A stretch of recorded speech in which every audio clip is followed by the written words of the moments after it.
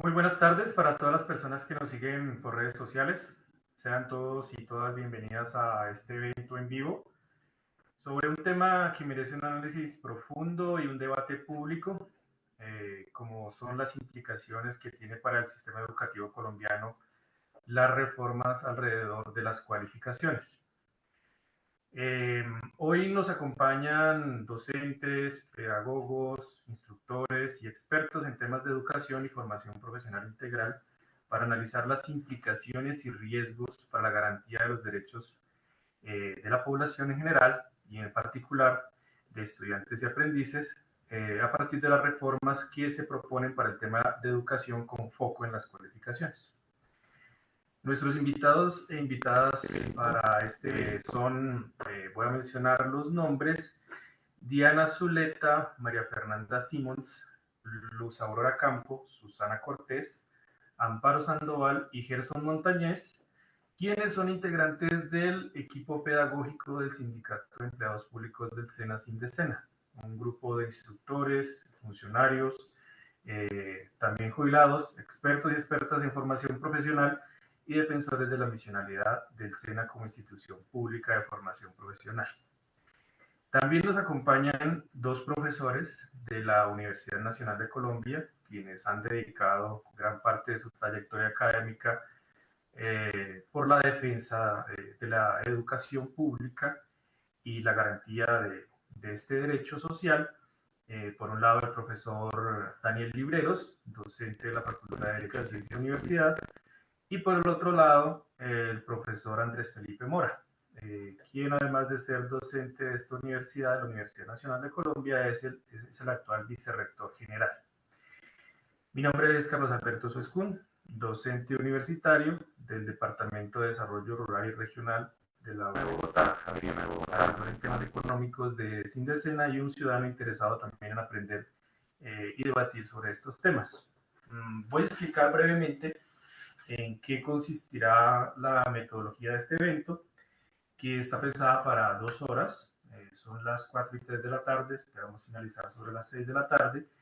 El evento estará organizado en dos partes. Una primera parte que corresponde a exposiciones que van a ser realizadas por nuestros expertos invitados, y una segunda parte que corresponderá a preguntas en las cuales tendré con algunas de ellas a partir del desarrollo del evento, pero también tendremos en consideración las apreciaciones, comentarios y preguntas que surjan desde el público que nos sigue a través de Facebook a esta hora.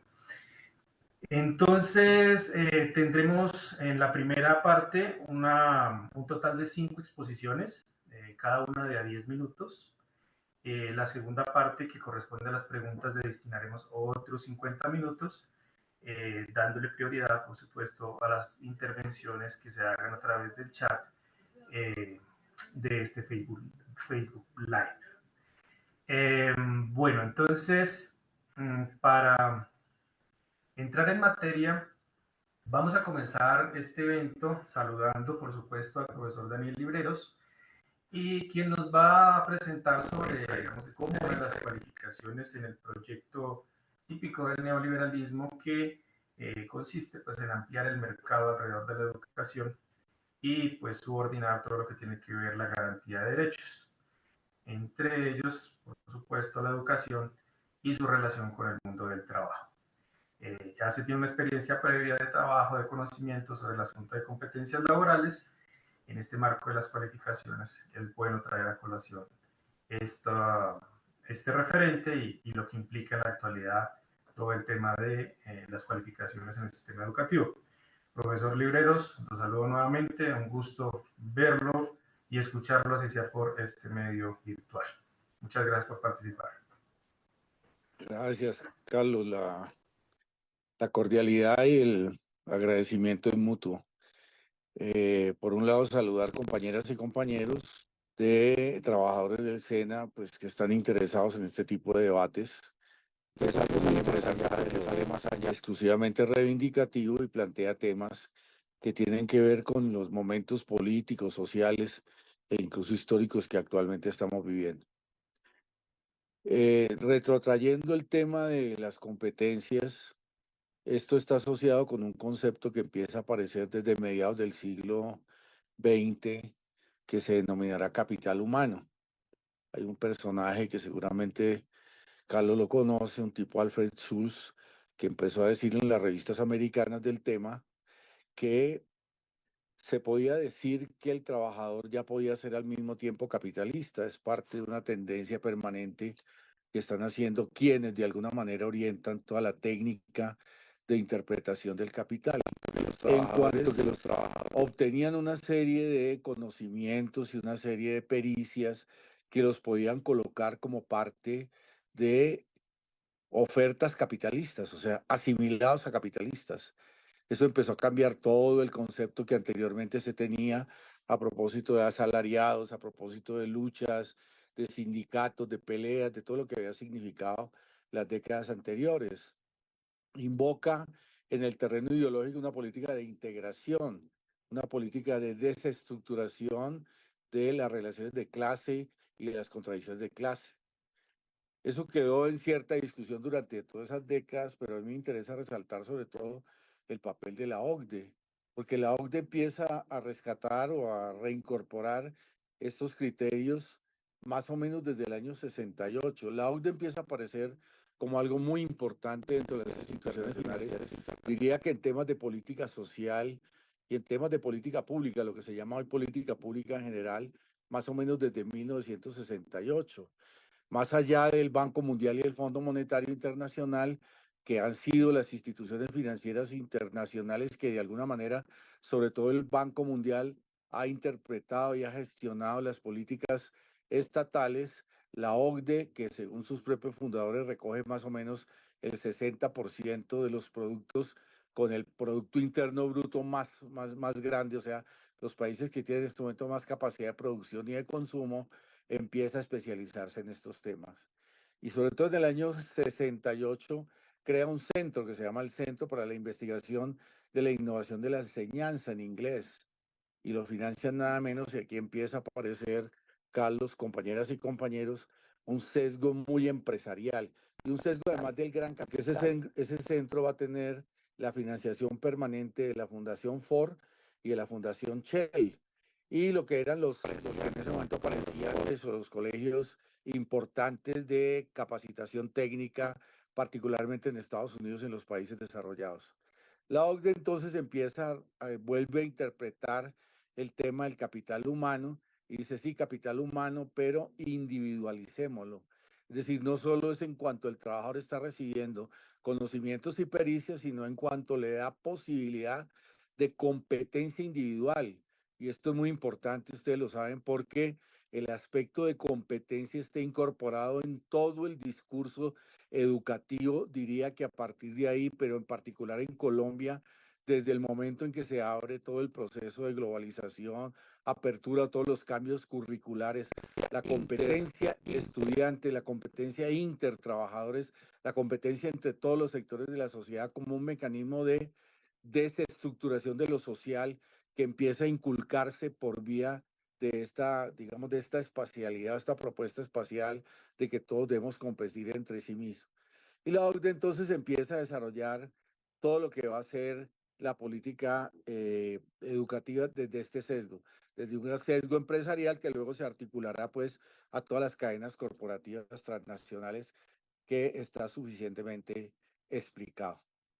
Colombia entró a la OCDE en el gobierno de Santos. De hecho, cuando entramos a la OCDE oficialmente, quien era en ese momento el ministro de Hacienda, Cárdenas, Mauricio Cárdenas, dijo en la reunión donde recibió el reconocimiento de que ya éramos parte de la OCDE, dijo que la preocupación central del gobierno de Santos había sido precisamente involucrarnos en la OCDE, obviamente que esto había tenido ayudas internacionales de diplomacia, embajadas americanas sobre todo y embajadas metropolitanas, porque teníamos un problema y es que no teníamos la capacidad productiva para estar dentro de la OCDE.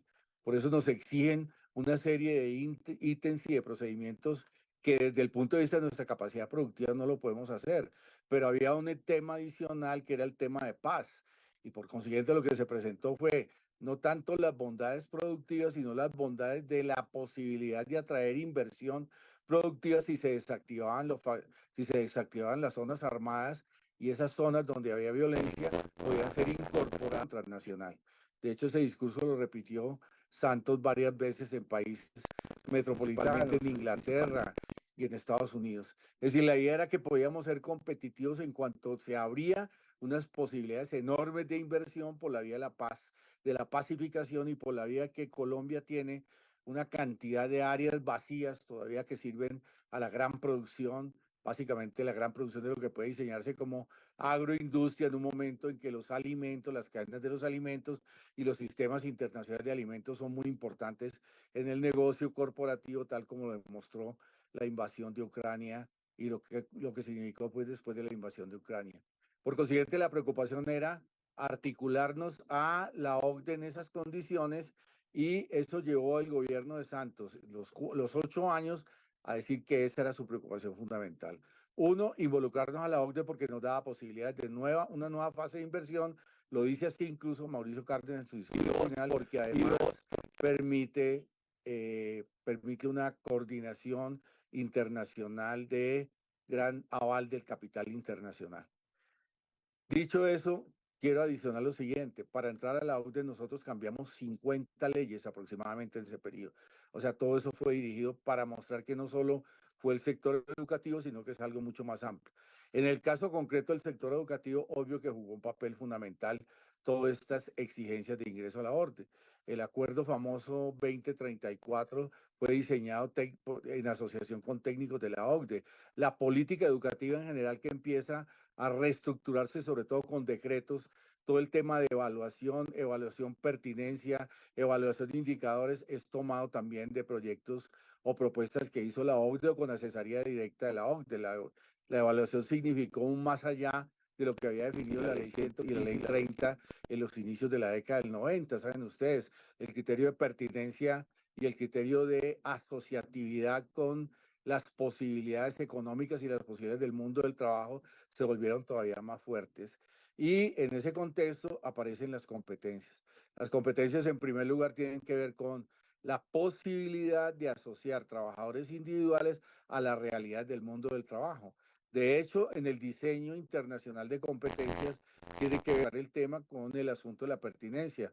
No es lo mismo formar trabajadores en países metropolitanos o países que tienen tecnología más alta que formar trabajadores asalariados en países que tienen, digamos, un modelo económico, unas formas económicas más atrasadas. Terminas asociando pertinencia y evaluación por pertinencia a las posibilidades reales que te da la economía, algo que de alguna debemos cuestionar abiertamente, pero eso está asociado a otra cosa. Lo importante es que el estudiante en este nuevo concepto donde va a ser formado básicamente para el mercado laboral de acuerdo a las posibilidades económicas de cada país, el estudiante entonces debe adaptarse, es decir, viene un proceso de adaptación. Desaparece el aspecto crítico, desaparece obviamente la utopía, las posibilidades de cambio. Usted tiene que ser adaptativo. Hay un educador. Profesor Libreros, perdón, me Sí. interrumpo. Si puede ir redondeando ya en un minuto, que se me está acabando el tiempo. Lamento cortar. Carlitos, usted siempre me castiga con el problema del tiempo. No, qué horror.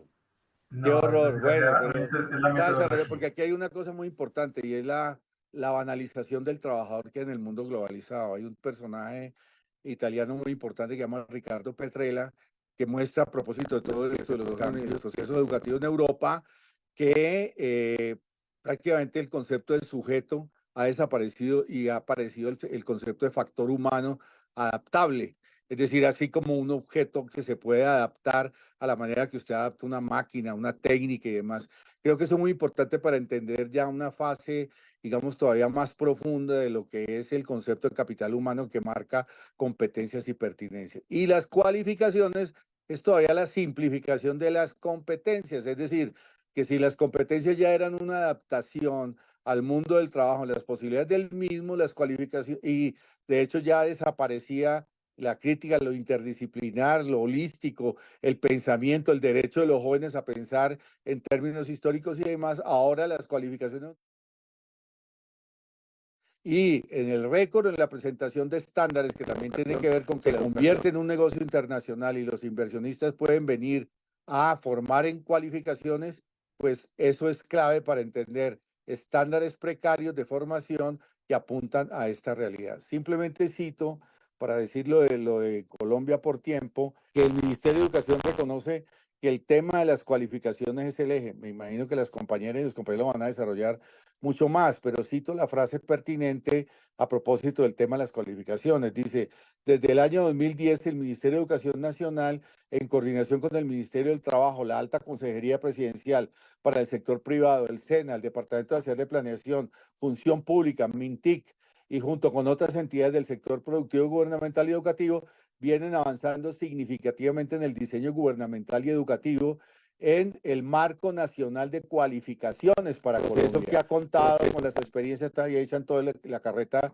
general, y luego dicen el artículo 194 de la ley 1955 del 2019, que es el plan de desarrollo, creó ese Marco Nacional de Cualificaciones. Luego insiste en que ahí están los decretos, es decir, los decretos de cualificación, que seguramente lo dirán ahora a renglón seguido ustedes, los que están dentro del foro, dentro del seminario, pues esos decretos ya están y está ya todo el diseño de cualificaciones, donde incluso la educación superior, que está por ahí el amigo Mora, incluso la educación superior va a ser llevada a niveles técnicos, es decir, se abre la técnica también a la educación superior, desaparece esa frontera y ese concepto adaptativo llega hasta el nivel de educación superior.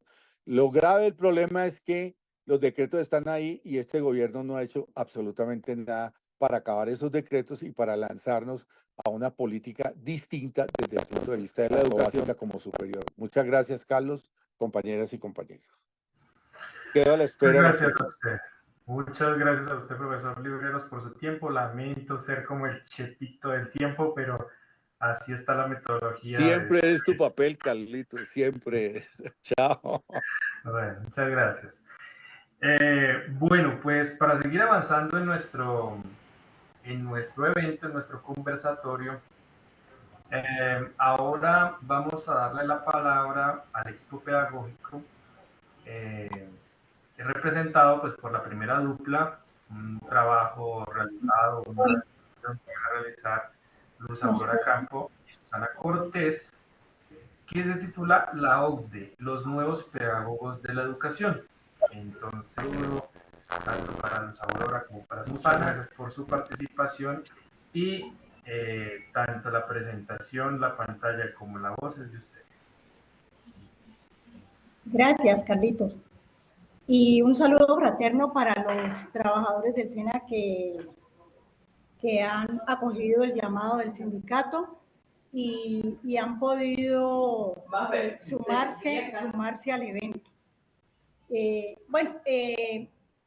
El profesor Daniel ha hecho un marco general de lo que es la OCDE. Nosotros en particular queremos mostrar cómo el efecto de esas decisiones en materia económica terminaron convirtiendo estos organismos en los pedagogos del planeta. ¿Qué cosas estamos viendo ahí?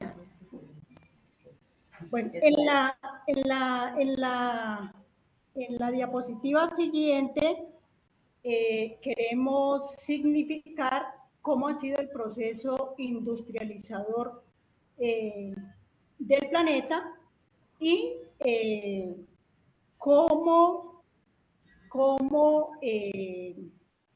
en un momento concreto, que es en la década de los 70, se suceden algunos hechos que inciden en la toma de decisión posterior que afecta básicamente los servicios públicos como la salud y la educación. En la década de los 70 se produce la terminación de la Guerra Fría, la caída del muro de Berlín, fuerte presión por que se terminara el estado de bienestar. Se produce también el fenómeno de globalización y de aperturas económicas, lo cual induce también a que los dueños del capital se organicen y creen lo que conocemos como la OCDE, es un organismo creado básicamente para salvaguardar los intereses del dueño del capital, ¿sí?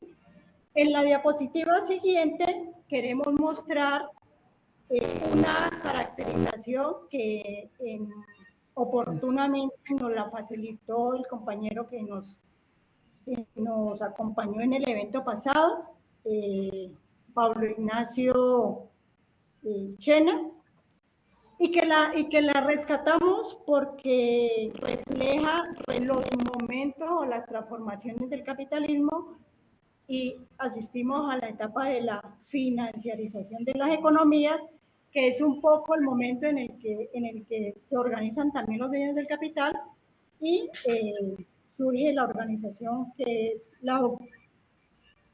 En la diapositiva siguiente estamos mostrando cómo esos organismos financieros, el Banco Mundial, la Organización Mundial del Comercio, el Fondo Monetario, el Banco Interamericano de Desarrollo, la UNESCO, la CEPAL, todas ellas entran en la lógica neoliberal de fortalecer de mecanismos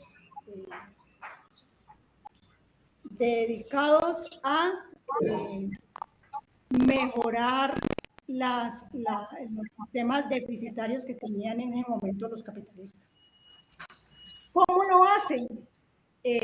Siendo difusores universales de esas iniciativas, patrocinando investigaciones, contratando supuestamente expertos,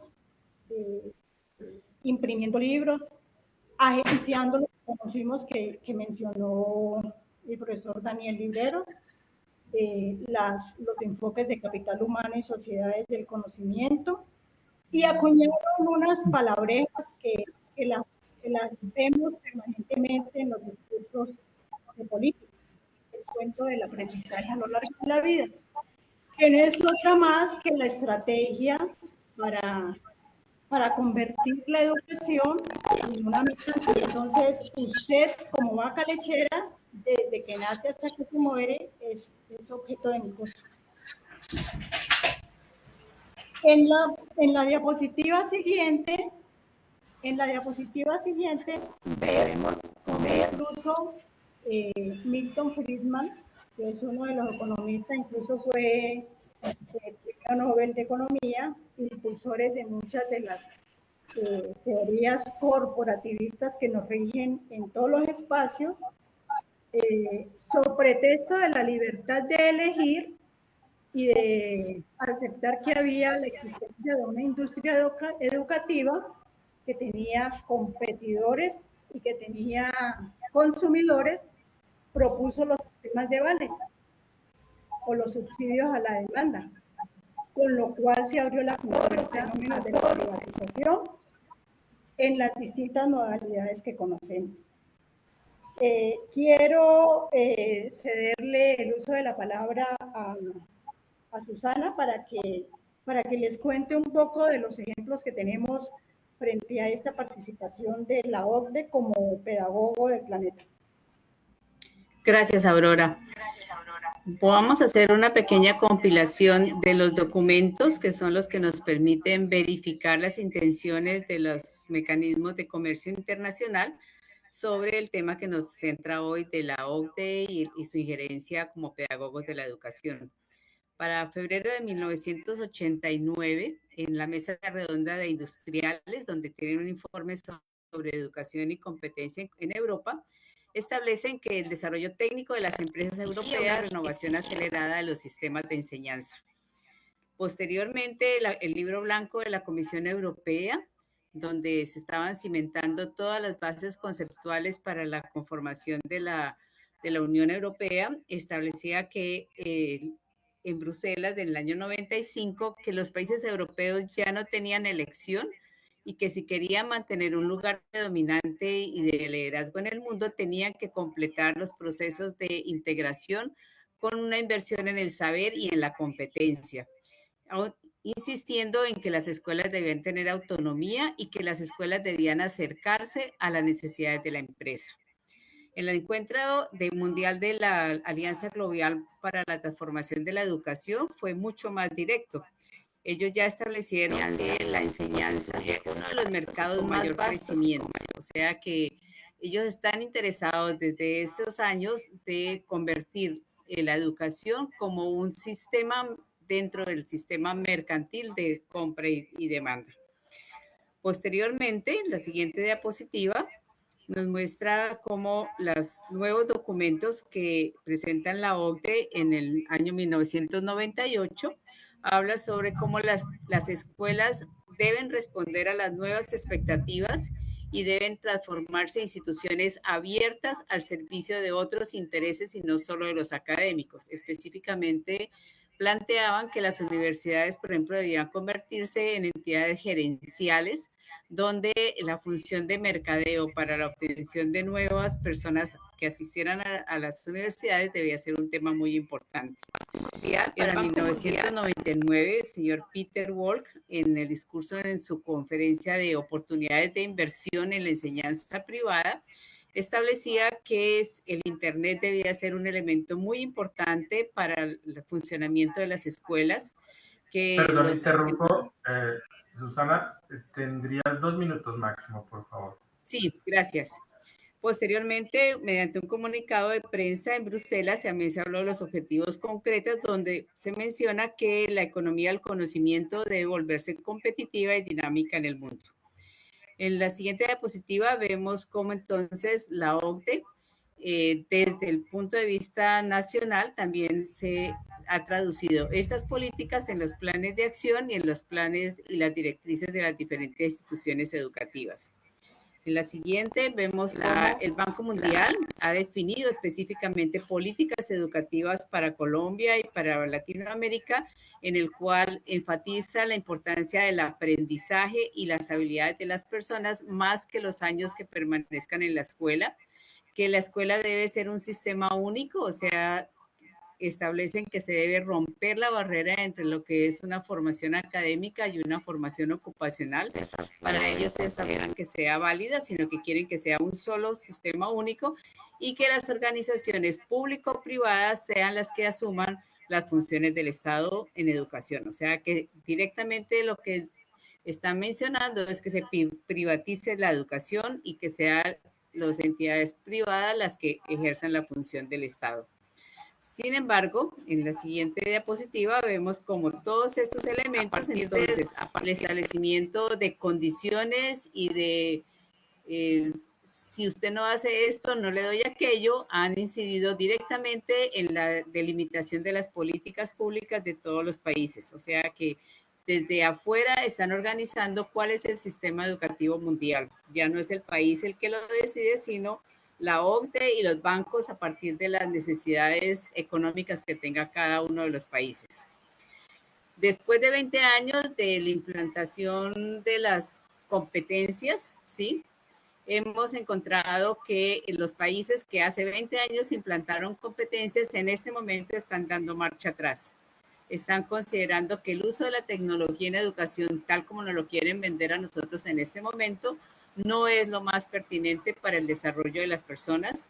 Ya hay estudios muy serios que establecen las dificultades de aprendizaje y las dificultades de convivencia que tienen las personas que utilizan la tecnología como único medio de aprendizaje.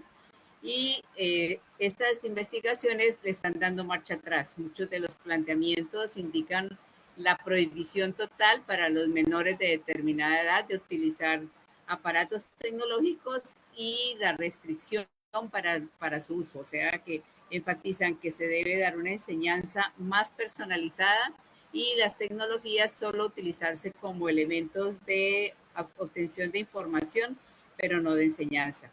Eso nos lo muestra algunos de los documentos que presenta la siguiente diapositiva, ¿sí? Y ya hay artículos de prensa, artículos de entidades bastante serias en las cuales se manifiesta esta intención. Bueno. ¿Terminaste ahí, Susana? ¿Sí? Sí, ya, terminamos, listo. Carlos. Muchas gracias. Doy la palabra para la persona que sigue. Gracias, gracias. Bueno, entonces, En aras del tiempo, le doy la palabra a Gerson Montañez, también integrante del equipo pedagógico, y nos va a hablar sobre las cualificaciones y los cambios en el servicio educativo colombiano que se prevén. Gracias, Carlos. Bien, ¿me escuchan? ¿Perfecto? Perfecto y Listo. claro. Bueno, perfecto. Bueno, el tema de desarrollar las cualificaciones y los cambios en el servicio educativo colombiano, retomando las dos exposiciones anteriores por el doctor Daniel y por la compañera Susana y Aurora, han existido políticas desde la OCDE donde nos han hecho cambios en el sistema educativo que queremos demostrar mediante estas dos tesis. Queremos demostrar y evidenciar cómo las vías de cualificación rompen la estructura del servicio educativo colombiano a través de estas dos tesis. La política educativa neoliberal del año 2006 al 2021 ha sido dirigida a acabar con las diferencias entre la educación formal y no formal del servicio educativo colombiano. Y las vías de cualificación rompen la estructura del servicio educativo colombiano y se constituyen en una reforma a la educación colombiana desde la oscuridad. Entonces, vamos a develar lo que ha venido ocurriendo a través de los años. Esta diapositiva nos muestra cómo era la estructura del servicio educativo colombiano implementada a través de la Ley 115 del 94, donde en el título 2 y los capítulos 1, 2 y 3 está claramente la naturaleza y la estructura de estos tipos de educación formal, la educación no formal y la educación informal.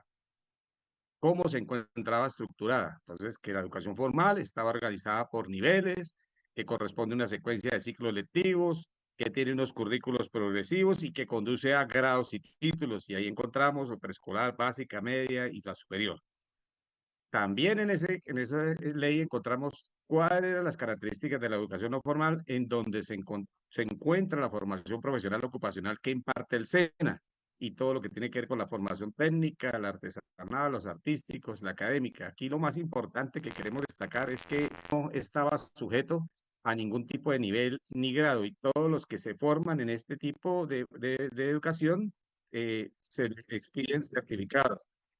Y también encontramos la otra educación que es la informal, que es todo tipo de conocimiento libre y espontáneamente adquirido.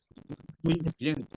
Las personas que no tenían cómo poder acceder a una educación formal, campesinos y demás comunidades que no podían acceder a la educación formal, podían acceder a formarse con la educación no formal o con la informal. Es decir, cumpliendo el artículo 67 de la Constitución Política de Colombia, lo hacemos una educación formal para convertirlos en ciudadanos. Y con el artículo 54 de la misma Constitución, que es la educación no formal, formamos trabajadores. Así estaba establecido. Pero los cambios comenzaron mediante la Ley 1064 del año 2006. Inicialmente, lo que indican y lo que siempre manifestaban era que solamente le iban a cambiar el nombre.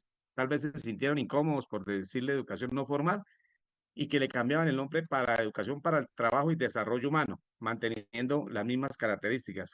Pero eso no fue así. Realmente, después de hacer eso, empezaron a instituciones de formación para el trabajo. En el SENA también empezaron a aparecer documentos institucionales y empezó a crecer de manera exponencial la formación de los tecnólogos.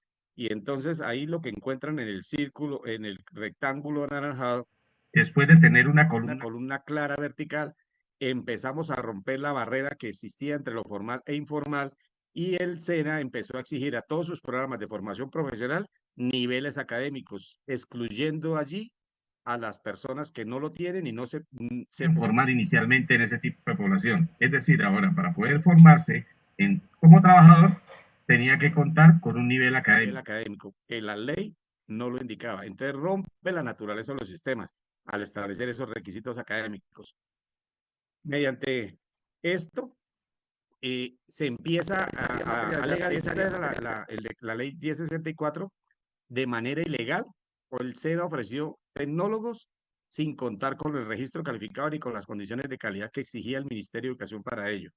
Como lo estaban haciendo de manera ilegal, entonces ya lo quisieron legalizar mediante el decreto 1650 y todos los decretos que mencionó ahorita el doctor Daniel, que implementaron en los anteriores gobiernos para las cualificaciones, pues legalizaron este proceso y ya no son instituciones de formación para el trabajo, sino lo convierten en un subsistema de formación para el trabajo, sus siglas SFT, y aparece la fomentación a todo lo que tiene que ver con las insignias, la educación virtual, todo lo que se forma a través de las diferentes plataformas. Aquí tenemos el acrónimo que emplea Nico Hill, AFAN, para referirse a todas las educaciones dadas por las plataformas de Google, Apple, Facebook, Amazon, y entonces motivan a la formación por insignias, en los cuales en su momento también en el SENA quisieron implementar para hacer un reconocimiento de insignias. Entonces ya no es conducir a certificados en el tema de los títulos y colocar al SENA también con el tema de las insignias. Posteriormente, esa estructura del servicio educativo, con el proyecto de ley que están en curso, quieren transformar el subsistema de formación para el trabajo para un subsistema de formación técnica. O sea, dejan la misma sigla, quieren generar confusión, pero realmente lo que hace es incorporar a la educación superior, como lo indicó el doctor Daniel, a que haga parte de la formación técnica, es decir, le incluye a la educación superior, perdiendo su autonomía y su carácter universal de la educación universitaria, y la naturaleza también de la educación formal, frente a la educación no formal, convirtiendo ese trazo que había vertical en un tramo horizontal. Y entonces incluye ahí, en este proyecto de ley, a la educación superior, siendo requisito para poder hacer cualquier tipo de formación una serie de grados y de niveles académicos. Mediante esta diapositiva, pues queremos demostrar cómo las vías de cualificación rompen esa estructura en el servicio colombiano, cómo lo han venido haciendo. Como le indicaba las compañeras en la intervención anterior de los gurús y del tema de la tecnología, encontramos que toda esta utilización de las plataformas y de todos estos cursos a través de virtuales, pues ya se han demostrado que no es bueno, no es saludable menor de edad y niños accedan a ese tipo de formaciones, no los convierten realmente en ciudadanos. Y entonces esto lo que hace es atravesar, romper las barreras que existían en cada una de ellas, convirtiendo este esquema que más adelante lo van a desarrollar las compañeras Diana y María Fernanda, en la escala, en una escalera que hay que cumplir para poder formarse en Colombia. Entonces, además de que no contamos con un nivel educativo para toda la población colombiana, los terminamos de marginar y excluir a esos campesinos y a esas poblaciones que no tenían cómo hacer a la educación formal.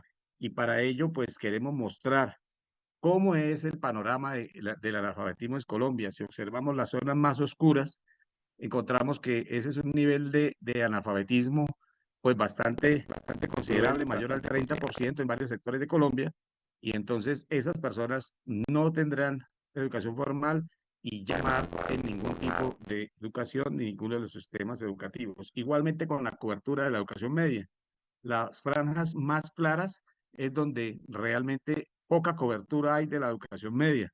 Y entonces, por esta razón, si las cualificaciones se implementan, se desarrollan, exigiendo unos niveles de escala, por lo cual la base y el soporte de todos es la educación formal, terminamos de ser más exclusivos y terminamos excluyendo a todo ese tipo de población que es propia de nuestra región, de nuestro país, y dejamos realmente que se incorporen y se metan todos los mercaderes y lo que ellos sí se han unido y se han organizado como capital, recursos, y con eso comprarían el negocio de la educación como un mercado muy atractivo, y prácticamente lo que ellos buscan a través de todos sus países es infiltrarse en sus sistemas educativos para ver el lucro. Realmente es diciendo que la panacea es la formación virtual y es la salvación de todas estas poblaciones. Muchas gracias, Gerson, por tu presentación. Aprovecho aquí para, antes de darle la palabra a nuestro siguiente panelista, para saludar también pues a las regiones. Hay conectados de Cundinamarca, el Valle del Cauca, Antioquia, Guainía, y pues es un gusto saludarles a todos y todas. Y también aprovecho para recordarles a las personas que están conectadas desde toda esta para que pues vayan formulando preguntas.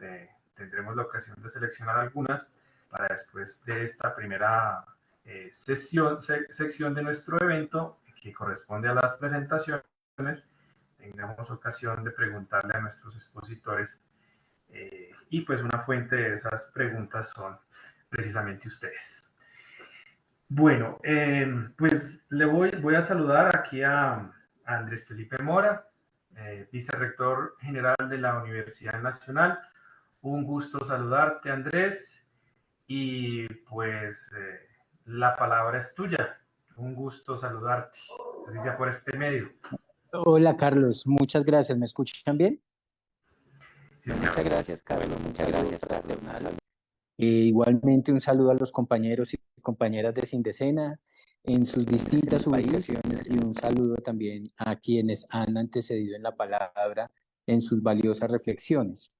Yo quisiera plantear una visión sobre el Marco Nacional de Cualificaciones, un poco desde el punto de vista de la experiencia de la universidad en general y de las discusiones que se plantean para la universidad pública en particular.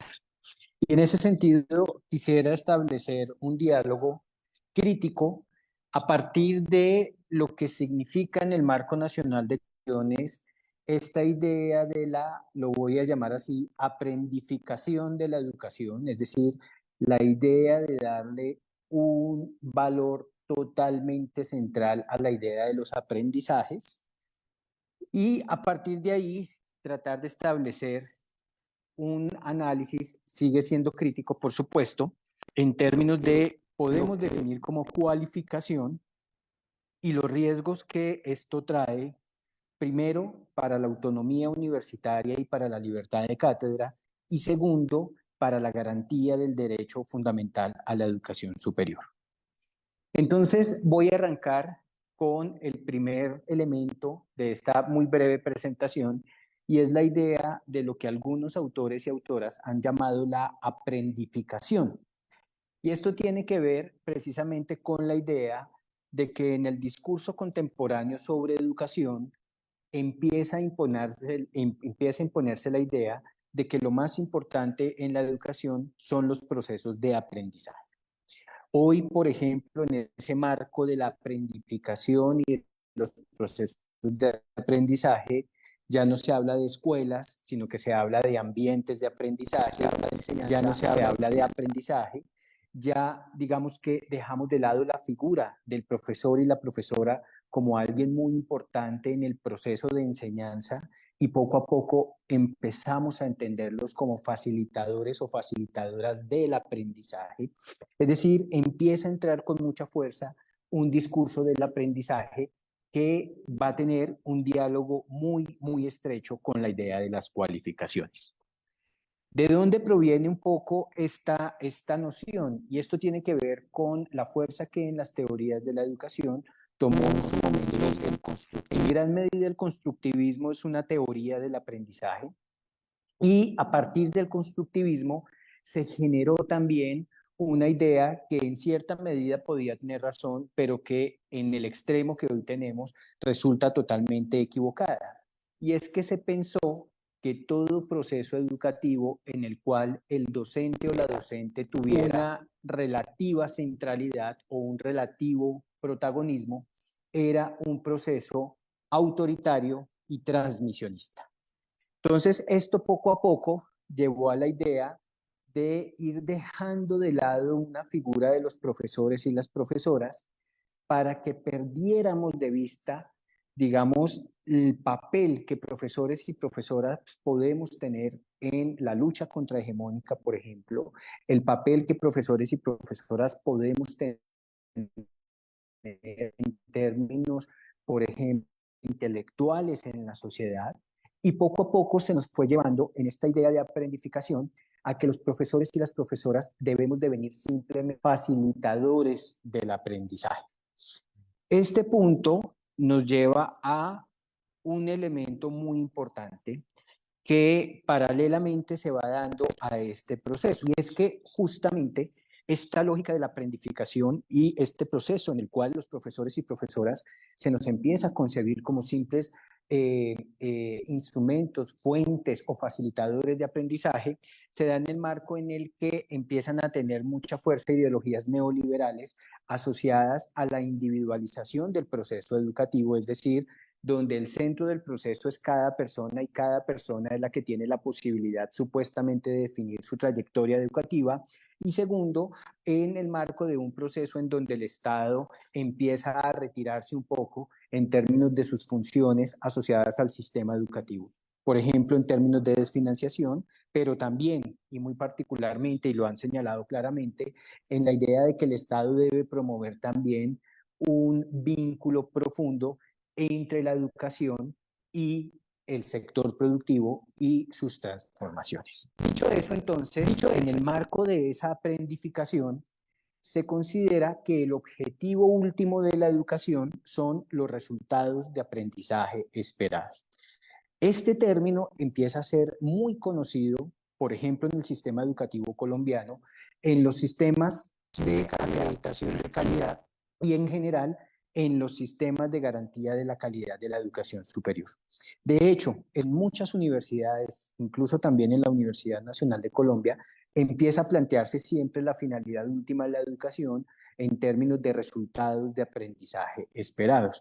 Un concepto bastante primero porque nos habla de resultados y no nos permite entender los procesos educativos como tal. Segundo, porque nos habla de aprendizaje, dejando de lado el problema de la enseñanza, en donde profesores y profesoras tenemos un protagonismo, y además de resultados de aprendizaje, es decir, resultados de aprendizaje que tienen que ser demostrados con evidencia.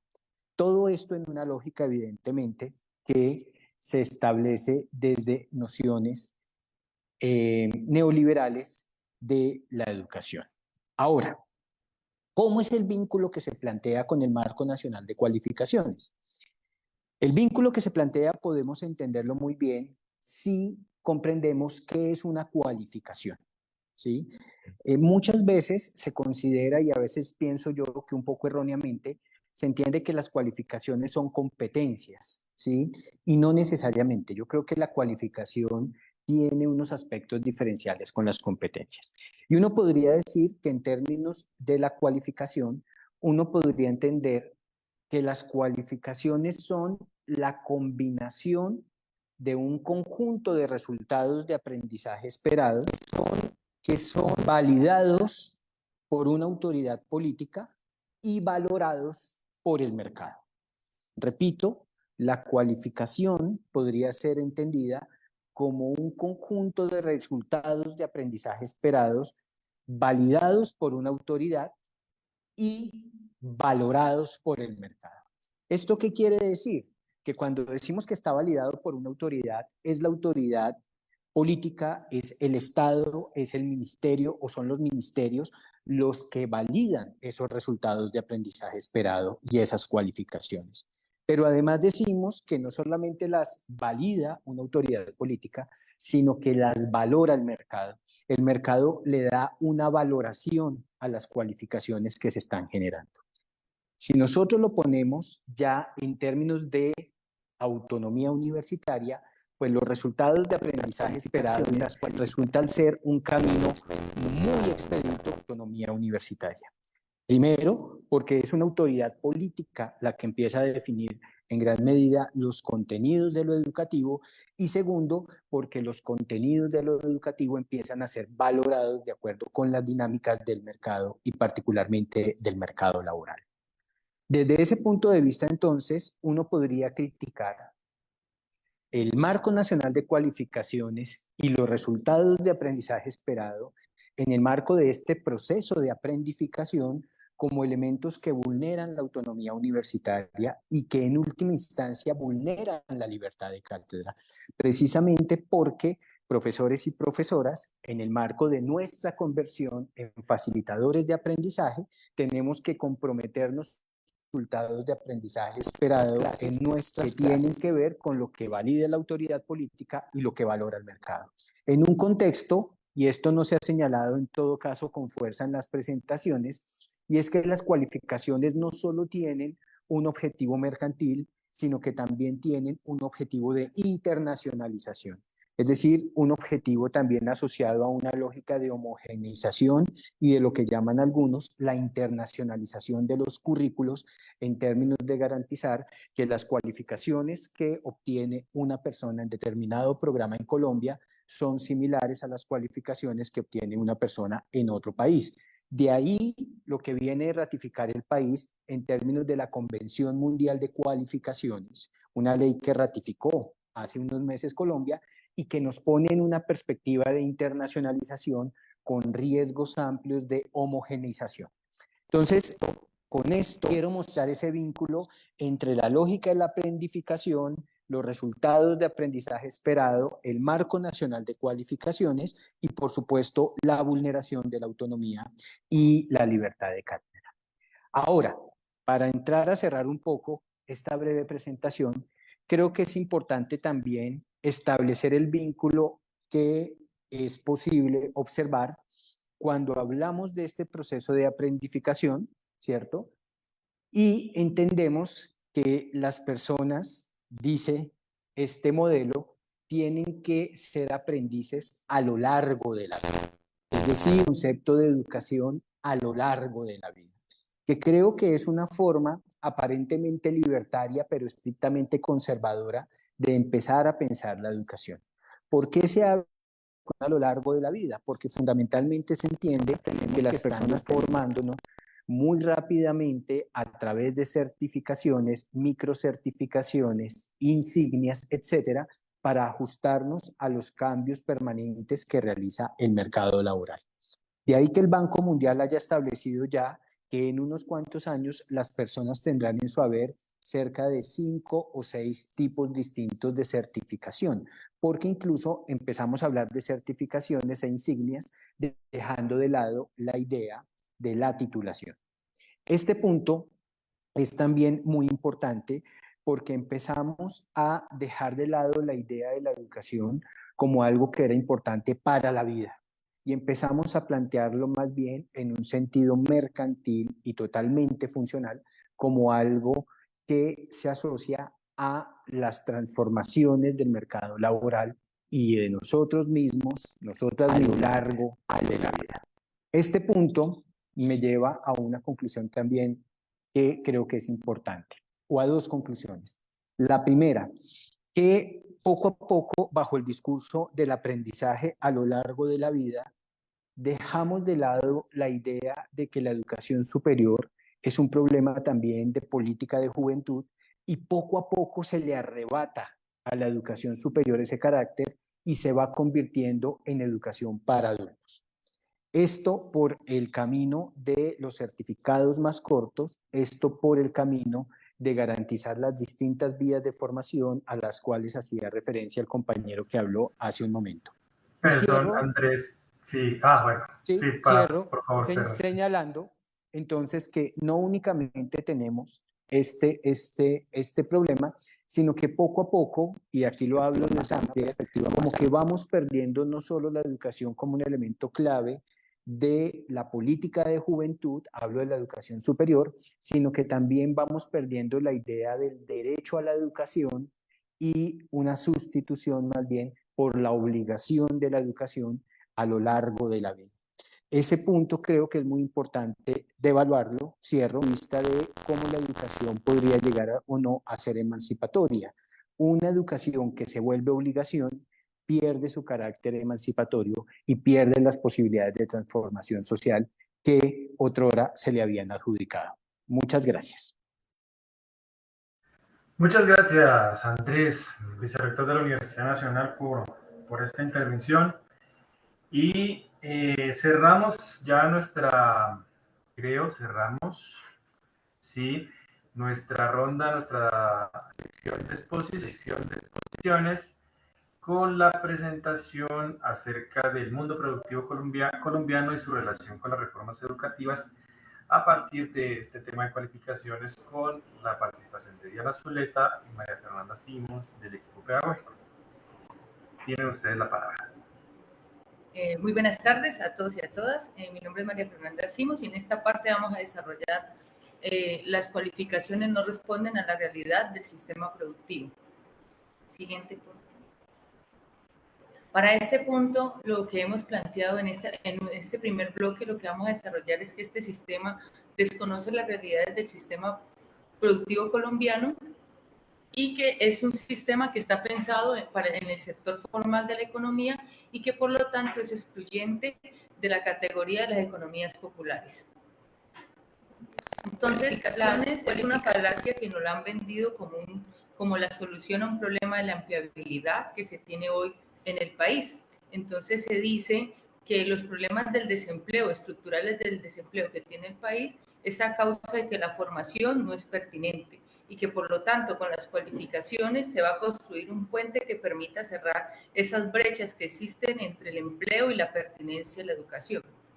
Tomando en cuenta lo que han dicho los compañeros y lo que planteaba Daniel, que cada vez más han llevado el sistema educativo al servicio del sector empresarial, lo que decimos es que el problema de la empleabilidad no es un problema en la educación y que tampoco corresponde a los fines que tiene la educación. El problema de la empleabilidad hace parte de un problema estructural que tiene nuestro sistema productivo colombiano.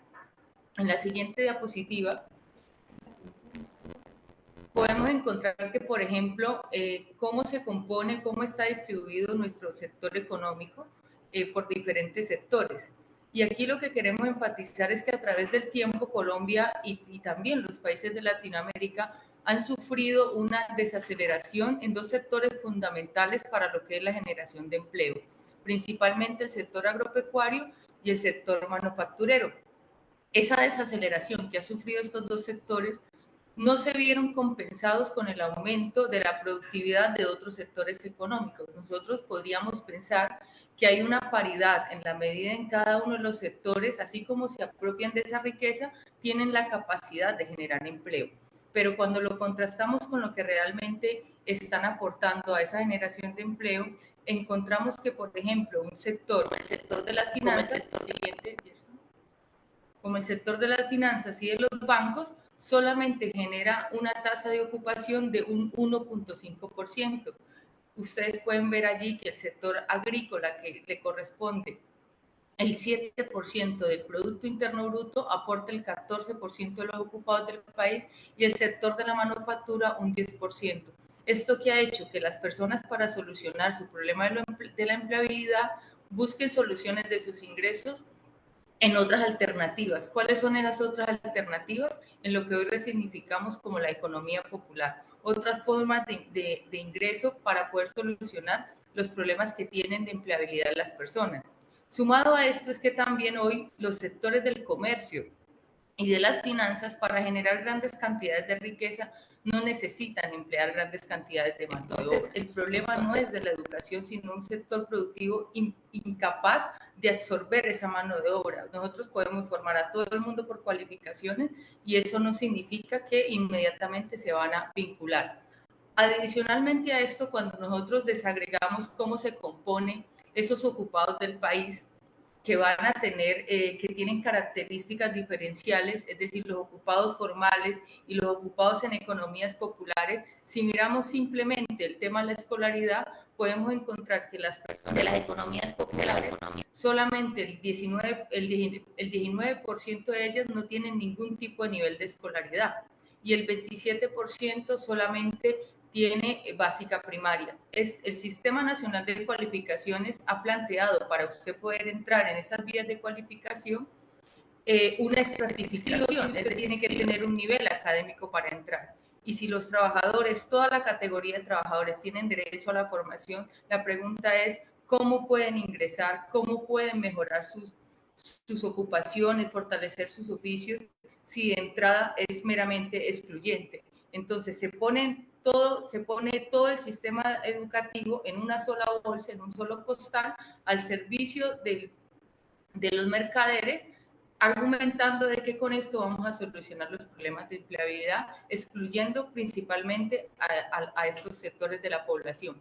Pero si aparte nos concentramos en el tejido o en la composición de las empresas en Colombia, tenemos otro problema adicional, y es que en Colombia el 92% de ese tejido empresarial formal está compuesto por microempresas. Ustedes pueden ver allí en la cómo varían lo que son las microempresas y las pequeñas empresas y cómo es estático lo que son las medianas y grandes empresas.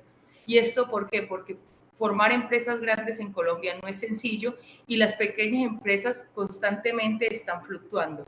Este sistema ha planteado que para poder diseñar las vías o desarrollar las vías de cualificación se tiene que hacer formación combinada. Entonces uno dice, ¿cómo se va a desarrollar la formación combinada con una realidad empresarial donde la mayoría son pequeñas empresas que tienen características de infraestructura, de tiempos, de ocupaciones, de personal que no necesariamente pueden o tienen la posibilidad de hacer ese papel de coformador de esas cualificaciones? Esto genera unos problemas grandes para la población y en esta segunda parte, y asociándolo un poco a lo que planteaba Andrés, de cómo estandariza la formación de la ciudadanía universitaria, mi compañera les va a desarrollar todo lo que tiene que ver con la parte de la formación combinada y los catálogos de cualificación. Muchas gracias. Bueno, buenas a todos. Diana Zuleta. Bueno, voy a desarrollar anclado a lo que María Fernanda explica de la composición de ese tejido empresarial, y es que teniendo en cuenta que el modelo establecido de formación en la vía de cualificación de formación para el trabajo, el subsistema, se establece como tal un modelo dual, que es llamado combinado. Quiere decir que se requiere de la empresa para poder en un 50% ser el conformador de esa oferta educativa. Por eso en la siguiente diapositiva, pues mostramos algunas de estas empresas que han venido trabajando en este tipo de modelo dual, y pues este modelo no está para mejorar significativamente la productividad de los sectores productivos, sino que por el contrario viene a beneficiar a algunas empresas que van a poder acceder a esta mano de obra a bajo costo, aprovechándose un número limitado de aprendices y pues de estos tutores que estarían disponibles para esa transferencia en la cualificación que se vaya a desarrollar.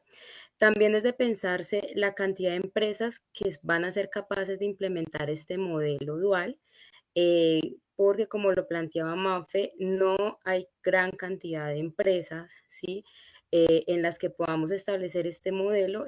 La cantidad es insuficiente para garantizar un desarrollo de toda esta oferta formativa, y si pensamos en que efectivamente esta oferta de cualificaciones nos va a permitir formar todos los oficios y ocupaciones que requerimos en los diferentes sectores productivos, especialmente críticos y que no están vinculados a la economía formal. Esto para plantear cómo sería la formación de las economías populares. Entonces, vemos importante pues señalar que el propósito real de la formación dual no está enfocado en ampliar posibilidades de cualificación a los trabajadores, sino que más bien orienta a formar unos perfiles reducidos que puedan sostener, digamos, mano de obra a bajo costo, y están ajustados a estos estándares de los catálogos de cualificaciones que dejan de un lado ese fortalecimiento integral del trabajador. Los catálogos que presentamos acá, bueno, algunos de los que están de cualificaciones, tenemos que tener el referente principal para la formación, y que su referente o digamos la clasificación que ellos utilizan para desarrollar los catálogos es la clasificación única de ocupaciones para Colombia, que esa clasificación nace con un propósito de responder a una estandarización y una comparación estadística internacional. Por lo cual no representa totalmente los sectores productivos de nuestro país, como sí lo hace la Clasificación Nacional de Ocupaciones que el SENA tiene a su cargo. Esto también porque en estos catálogos decimos que los perfiles son reduccionistas como tal, y es porque el referente trae, ese rector trae unas competencias un conjunto de competencias y estas competencias son extrapoladas a resultados de aprendizaje con sus criterios de evaluación. Entonces, ¿esto qué impide? Totalmente este referente limita las instituciones educativas, impide la personalización y los ajustes específicos de acuerdo a esas características regionales y a las realidades territoriales, en nuestro caso que podamos tener para la formación en oficios y en ocupaciones, y no nos permite pues marcar una diferencia educativa en función de estos contextos.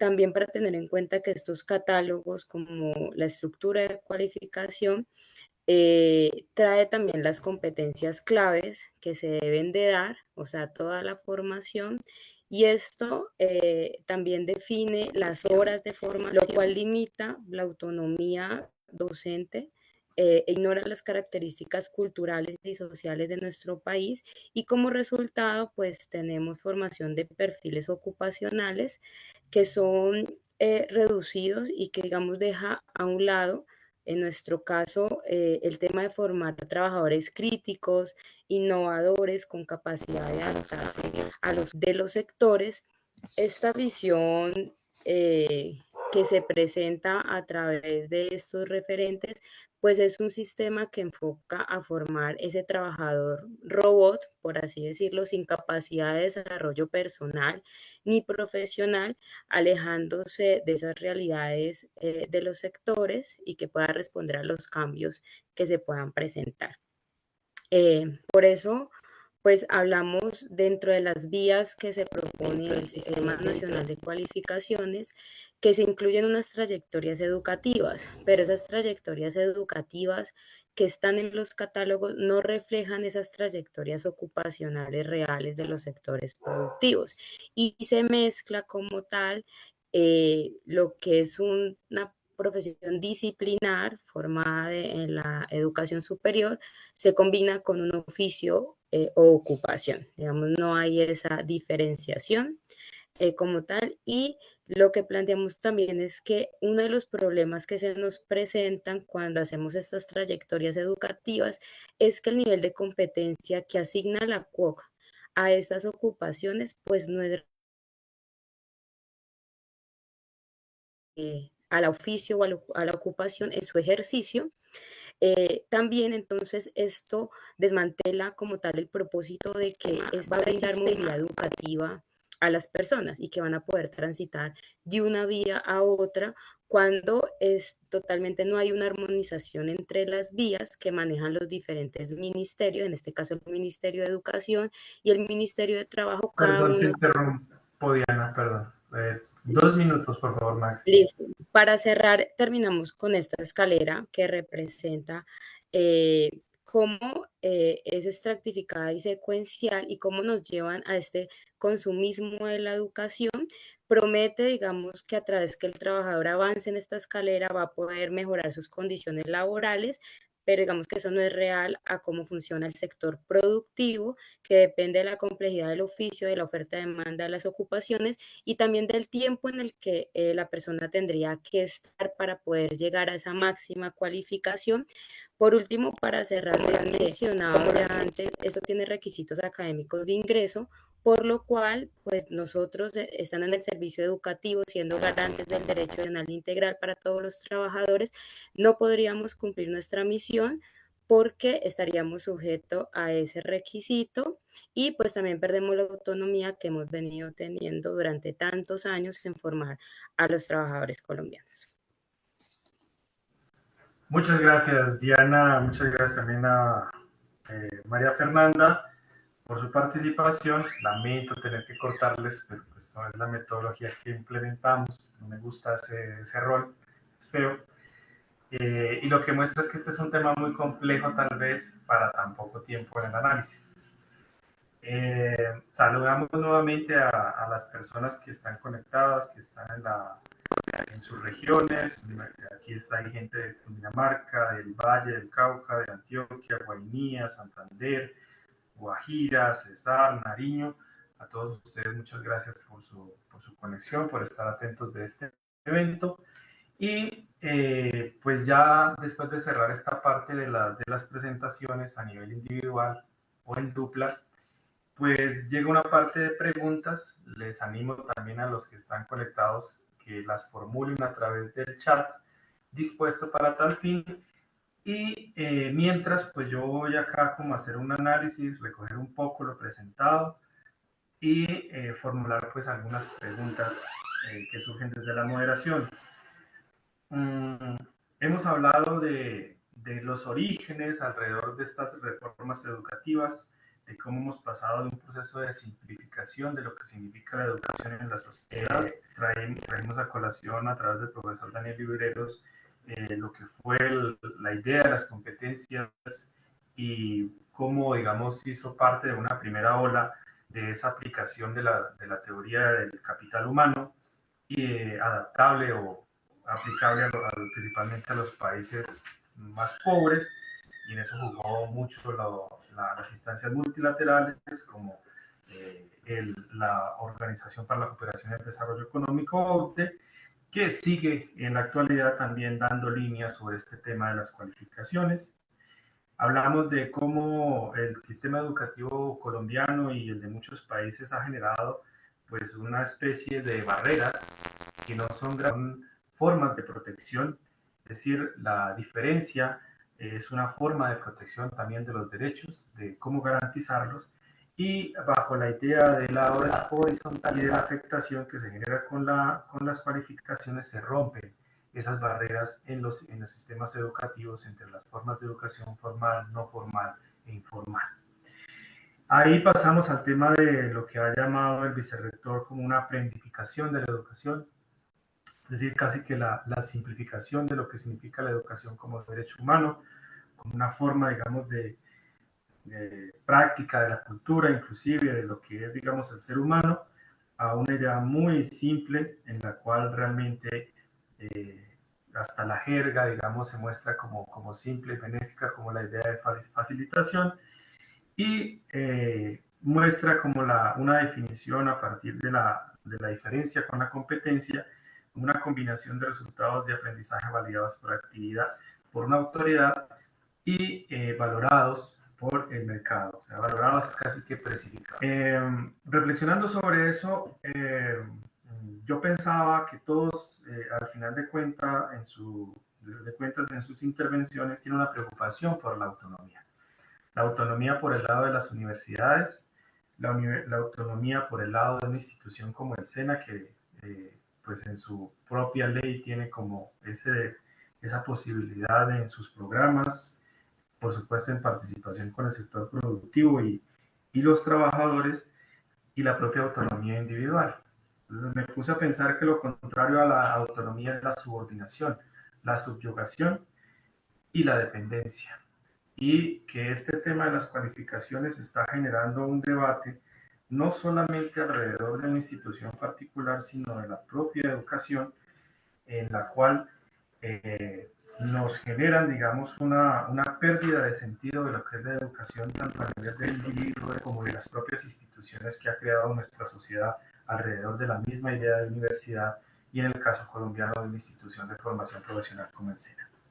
Entonces ahí la pregunta, una de las primeras preguntas que sobresale es, y creo que bueno, voy aquí a romper un poco el orden, y es preguntándole al profesor Andrés Felipe, ¿por qué este tema de las cualificaciones no aparece, o por lo menos no es notorio, en la agenda de debate público, principalmente si queremos relacionar a un sujeto como es la universidad, que no queda realmente, esto no es de la universidad pública, también es de la universidad privada donde yo trabajo, por ejemplo? ¿Por qué esto no tiene el alcance que debería darse en el debate público? Bueno, muchas gracias por la pregunta. Yo creo que hay dos factores que explican esto, y por eso es tan importante este tipo de espacios que tenemos el día de hoy. Yo creo que hay un tema estratégico que uno puede remontar hasta el año 2011 con las movilizaciones estudiantiles de la MANI. Y es que en 2011 el gobierno quiso hacer una reforma a la Ley 30 y en general al sistema de educación superior, Y cada vez que el gobierno hablaba de una reforma a la Ley 30, esto provocaba todo un conjunto de discusiones públicas y de movilizaciones. Entonces, desde el 2012-2013, el gobierno generó un cambio, digamos, en su estrategia, los distintos gobiernos generaron un cambio en su estrategia, y fue introducir cambios en el sistema de educación superior, mucho más silenciosos, menos sometidos al debate público, menos sometidos al riesgo de las movilizaciones y que podían estar bajo el control. ¿Qué quiero decir con esto? Que muchas de estas reformas, particularmente la del Marco Nacional de Cualificaciones y en general muchos de los ajustes que se han llevado a cabo en el sistema de calidad de la educación superior en Colombia, se han hecho con instrumentos bajo el dominio gubernamental como los documentos COMPES, como los decretos, como las leyes del Plan Nacional de Desarrollo, etcétera. De hecho, el Marco Nacional de Cualificaciones tiene, digamos, una configuración formal en el Plan de Desarrollo de Iván Duque, en la ley del Plan de Desarrollo de Iván Duque, que representa un simple articulito, pero que genera todo un ejercicio que ha quedado bien demostrado el día de hoy. Entonces, creo que allí hay una estrategia que intenta precisamente despolitizar este ejercicio de las transformaciones en educación superior y llevarlas a instrumentos de política pública que están bajo el control. Ese es un primer elemento. El segundo elemento creo que es también un elemento ideológico, y es que por lo menos en el ámbito de la educación superior, la idea de las cualificaciones y los resultados de aprendizaje se han planteado bajo una ideología supuestamente de la educación a lo largo de la vida. Es decir, siempre se plantea entonces esto como una idea que implica libertad y que implica darle una importancia muy grande a la educación, cuando al final es una forma de instrumentalizar lo educativo y cuando al final es una forma de llevar lo educativo a una visión estrecha y reduccionista, tal cual lo han planteado los compañeros y las compañeras que me han antecedido. Por eso creo que hay que disputarse ese concepto de la educación a lo largo de la vida, que incluso algunos lo asimilan con esa idea que los pueblos indígenas han planteado en las comunidades de la educación desde la, pero con otro sentido totalmente distinto. Aquí la idea de la educación a lo largo de la vida es la idea de la educación hiperfuncionalizada. Y discúlpame, Diana, te voy a robar algo muy interesante que dijiste hace un momento, de un consumismo de la educación a lo largo de la vida a través de las microcertificaciones y a través de todos estos elementos. Y finalmente, yo creo que también en este aparato ideológico, y cierro, juega mucho la idea hiperindividualista que nos ha dejado el neoliberalismo, y es que nos han dicho que nadie aprende por uno mismo, y entonces si nadie aprende por uno mismo, el aprendizaje se vuelve un problema individual, y entonces soy yo el que puedo definir mis trayectorias educativas. Si reducimos la educación a los aprendizajes, soy yo el que define mis trayectorias de formación individualmente y las herramientas y las fuentes de esa educación. Entonces ya puedo educarme con internet, puedo educarme yendo a un curso, puedo educarme, digamos, yendo a un espacio en donde puede haber un profesor o profesora como facilitador del aprendizaje. Es decir, tengo a mi disposición todo un conjunto de fuentes de aprendizaje que individualmente yo puedo utilizar. Entonces yo creo que estas discusiones no se han dado, primero por esa estrategia, digamos, de quienes hacen las reformas, de llevarlas mediante instrumentos que no generen mucha discusión, y segundo, mediante un arropamiento ideológico que nos hace pensar que esta es una forma, si ustedes lo quieren, liberadora de pensar la educación, cuando realmente es una forma o una reconfiguración de las formas conservadoras, digamos, más tradicionales que han existido. Y lo otro, perdóname, cierro, que es que lo vemos en los dispositivos, es que a veces las normas tienen solo una palabra, ¿sí? Entonces, por ejemplo, cuando hablábamos ahorita de la reforma a la Ley 30 que incluso presentó este gobierno, en la Ley Estatutaria de Educación que presentó este gobierno, solo aparecía la palabra cualificación, ¿sí? Y parece que es una palabra carente de contenido, parece que es una palabra neutral, pero tiene todo un dispositivo y todo un desarrollo muy grande, y solo aparecía una vez en el objeto de la educación superior, pero eso evidentemente implicaba una forma muy grande de entender la educación superior, que la estamos criticando justamente en este espacio. Muchas gracias. Muchas gracias, Andrés. Bueno, yo tengo otra pregunta para el profesor Daniel Libreros, que va un poco de la mano con esto que nos menciona Andrés, de la educación a lo largo de la vida. Y eso se asimila mucho a la categoría que nos trajo a colación el profesor Daniel Libreros de capital humano, refiriendo al señor Theodore Schultz, que pues para mí es admirado por otras razones, como el reconocimiento del campesino como sujeto racional, que eso duró mucho tiempo para romperse, pero pues también ha sido pues, uno de los principales creadores de esta idea de capital humano, que también ha sido ampliada o subvertida por otros autores como Romer en los años 80. Allí aparece como que es culpa de la persona que no sabe acumular su capital, que no sabe invertir sus horas, su tiempo, que debe pagar por él mismo y que es depreciable a lo largo del tiempo porque se asimila capital con una máquina, se asimila educación con una máquina y cualquier cosa contablemente se va depreciando si se asimila capital. Esto parecía que era como un problema de los países pobres, de los países periféricos, llamamos algunos, pero en los países centrales también está un problema grave alrededor de la educación y el mundo del trabajo. ¿Cómo ve esta situación y qué factores explicativos y también de reacción nos deben dar para Colombia? Profesor, pues ahí sí, tiempo también, 5 minuticos. Para 5 minutos, Carlos. Sí, perdón. Bueno, ¿me oyes? ¿No? ¿Me oyes? ¿Aló? Sí, señor, perfecto y claro. Bueno, tiene que ver con lo siguiente. El concepto de capital humano se asocia después al concepto de competencia, por lo cual la individualización, que es una de las claves de la dominación política e ideológica contemporánea, entra también en el mundo del trabajo. Desde el primero dices, el trabajador es capitalista, entonces individualmente tiene que competir en el mercado. El mercado laboral se asocia con el mercado en general. Para integrarse al mercado en general, el mercado laboral. Y para ser parte del mercado laboral tienes que tener una serie de conocimientos y pericias que de alguna manera las adquieres en el proceso educativo. El proceso educativo entonces tiene que ser pertinente. La pertinencia tiene que ver a su vez con el mundo del trabajo, dadas las particularidades, lo que notó el amigo Mora a propósito del aprendizaje de resultados, en un universo donde todo está absolutamente dado, donde desaparece la crítica, obviamente la utopía, la posibilidad de rechazo y todo lo demás.